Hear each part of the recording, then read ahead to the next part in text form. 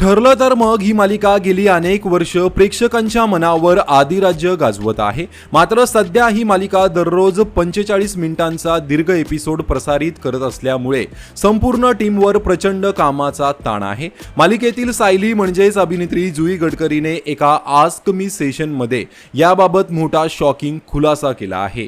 तिच्या म्हणण्यानुसार या मालिकेच्या शूटिंगसाठी कलाकार आणि तंत्रज्ञांना दररोज सुमारे 13 ते 15 तास काम करावे लागत आहे। काही वेळा शिफ्ट 24 तासांपर्यंतही वाढते, कारण डे नाईट शेड्यूलमुळे सलग शूटिंग सुरू असते, त्यामुळे सुट्टी जवळपास नसल्यातच जमा आहे असे ती स्पष्टपणे सांगते। जुईने हे देखील सांगितलं की 45 मिनिटांचा एपिसोड तयार करणं ही खूपच मेहनतीची प्रक्रिया आहे।